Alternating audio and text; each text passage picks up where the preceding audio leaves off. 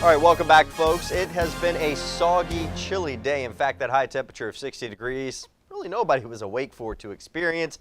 We are still dealing with some showers, as you can see on SkyWatch Doppler radar, and a little bit of a changeover as you travel northbound on 77 into North Carolina, where they do have a little bit of sleet mixing in and some freezing rain in some locations. But for us, it's all liquid right now. I'm not going to rule out the potential of a few sleet pellets mixing in, but they will not create problems out there as far as major accumulation. You still always want to be careful on those bridges and overpasses with chilly scenarios like this. It is officially still winter, and it's officially representing winter along the East Coast, from a major snowstorm in our nation's capital to the very chilly rain that we've experienced here in South Carolina, all the way down into the panhandle of Florida and areas south of that. Another storm system that really won't bring a lot in the way of problems to us, but will bring some snowfall and more windy conditions throughout the Great Basin region, into the Central Plains and Northern Plains, and throughout the Great Lakes region as well. Now, temperatures, that is also the story. That cold air that is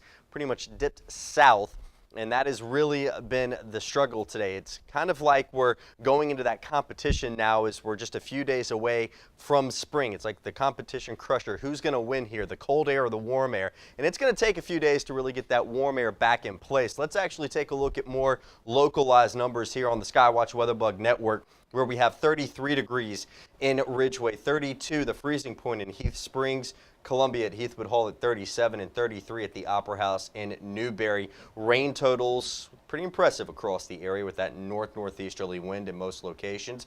This is a live look from our Central Piedmont camera in Charlotte, looking at downtown Charlotte. The raindrops, of course, sticking to the lens. A little bit of sleet mixing into that shot as well. Hard to see, though. The same from Providence Spring Elementary School up in Charlotte.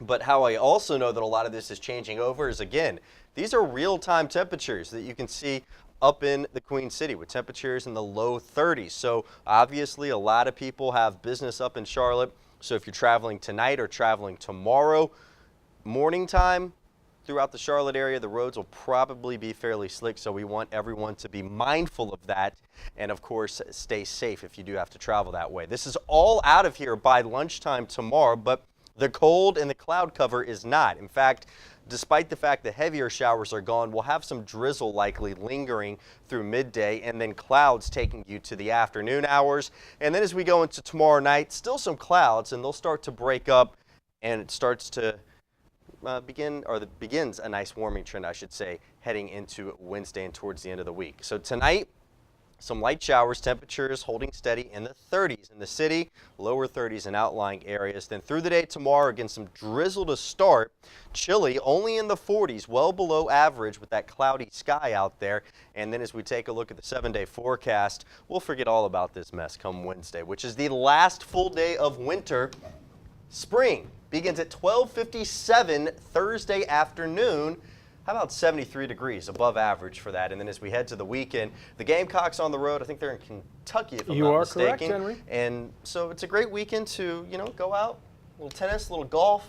I know the Little League started this past weekend as well. Yeah, a couple have been going now for a couple weeks now. Yeah. Yep, saw, I think it was the Irmo Little League, saw some pictures start to blow up on Instagram and Facebook over the weekend. And I always love to see those as well, because it's just a great time of year. Of course, your team. And all the mail goes here if it's not nice weather for those games. And all the thank you cards come here too. Oh, dude. Oh, really? And it's a perfect weekend for a wedding. It is. Oh, and hey, real quick too, I am wearing green. It would disappear on camera, so I stole Garrett Biedenbaugh's idea, and here's my green paper.